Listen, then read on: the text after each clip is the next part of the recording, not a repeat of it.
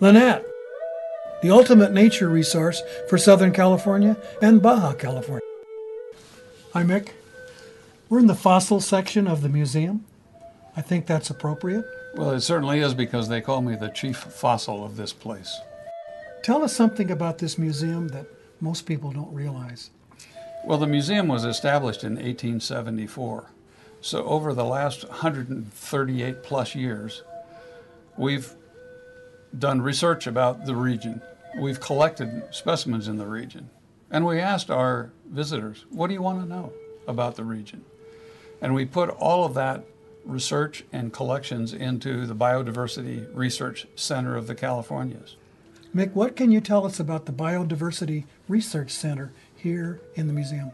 Well, it's the Biodiversity Research Center of the Californias, and it includes Southern California and Baja California. And in this region, our curators study it extensively and do collections. I'll give you a good example. We hear a lot about global warming these days.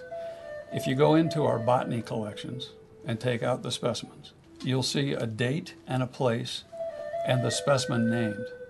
And we can look at that, and we can see from 1874, when we first started collecting, to the present, that the flowering period of flowers has receded further back into the winter when the rains come as a result of global warming. It's drier later in the year, so the plants are flowering earlier. And since botanists only collect plants when they're flowering, we can get a good read on the climate changes that have occurred over these 150 plus years. Another great example is the San Jacinto resurvey projects. In 1908, Joseph Grinnell surveyed the San Jacinto Mountains in great detail.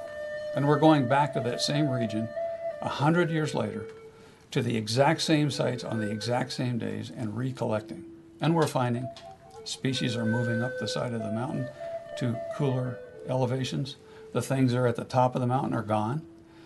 There are big changes on the lower slopes where there have been lots of fires, and so on. So this is the kind of research that we do. In addition to that, we've named many new species. We've found new species right here in Southern California. We're doing the Plant Atlas project, and we're finding, when we started, there were 2,200 known species of plants in our region. Today, there's over 2,500 known species of plants. Some are range extensions north, some are range extensions south, some are invasives that have escaped from cultivation, and some are new species. And those are changes that we're documenting within our region. So our research is current and really helps city planners, wildlife managers. It helps the National Forest put out their National Forest plans. It helps developers know where there's important areas that shouldn't be disturbed. All of that is used in our exhibitions and in our research and in our educational classes. And through our website, even into every resident's daily life. So this place is really dynamic. It's a research center. It's not just old specimens gathering dust in the back room. Exactly. And it's really exciting around here because you never know what's going to walk in the back door. One day they come in with a whole herd of fossil horses that they excavated in Mission Valley. Another day, a mammoth skull from downtown San Diego from the Thomas Jefferson Law School building.